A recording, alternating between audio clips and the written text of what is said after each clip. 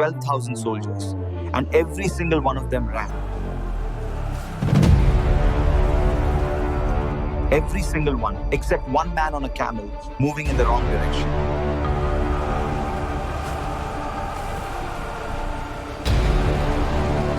His uncle Abbas, a man with a voice that could carry across mountains, roared into the dark valley. Oh, Ansar! Muhajirin! The Prophet has not left! Come back!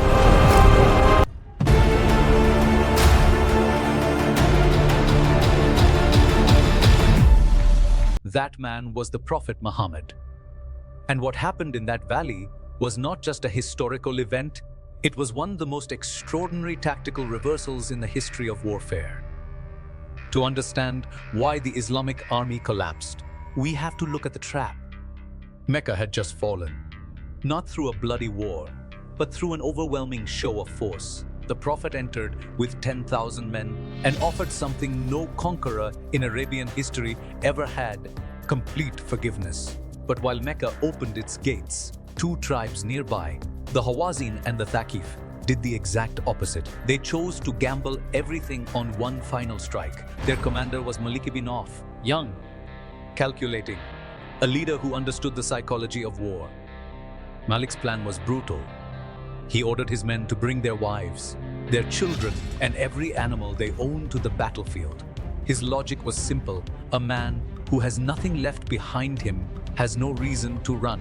He fights until his body gives out, because retreat means losing his entire world. 20,000 warriors gathered under his banner. They moved into the Valley of Hunayn, a deep, narrow pass cut between enormous mountain walls. It was the only road the Muslim army could take. Malik sent his elite archers to the high crags. He positioned his infantry on the slopes. Then, in complete silence and total darkness, they waited. It was the perfect ambush. The Prophet was not operating blind. He had sent a scout named Abdullah into the enemy camp. Abdullah spent 2 days listening to Malik's war councils. He heard the order. Commanders, the enemy is here. We strike from the east at dawn. The terrain is difficult, Malik. We have surprise. Prepare. Wait for the dawn. Hit them as one force. The first wave decides the battle. The Prophet prepared. He secured 100 suits of armor, 100 swords, and 3,000 spears. Nothing was left to chance. But as the army marched, a dangerous feeling took over the ranks. Men looked at the sheer size of the column and said, 12,000 men. No force in Arabia can stand against us today. It sounded like confidence. But in military history, overconfidence is a death sentence. Just before dawn, the vanguard entered the valley. The narrow pass muffled every sound. Then, the mountains erupted. Arrows rained from both sides simultaneously. From the slopes, from the peaks, from positions invisible in the dark. Malik's archers released everything in one coordinated wave. Men dropped before they could raise their shields. Horses screamed and bolted. Before anyone could process the attack, the Hawazin infantry came pouring down the mountainside with full momentum. The Islamic army broke. The cavalry turned first, then the infantry. Within moments, 12,000 men were in a full-speed retreat back toward Mecca. An army that size vanished in minutes. The Hawazin were screaming in triumph. The battle was won, or so it seemed, because one figure had not moved.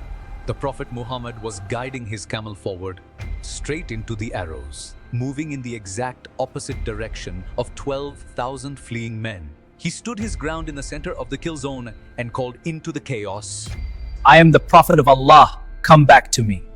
His uncle Abbas, a man with a voice that could carry across mountains, roared into the dark valley. O Ansar! O Muhajirin! The Prophet has not left! Come back! The sound hit like a wall. One man stopped running, then another. They realized their commander was still in the fire. They turned, every heart burning with the shame of the retreat. They surged back into the valley like a returning wave.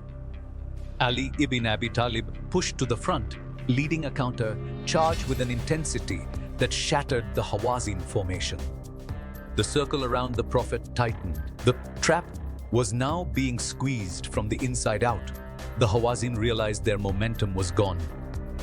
Their psychological advantage was shattered. Their formation disintegrated. They turned and fled toward the fortress city of Taif.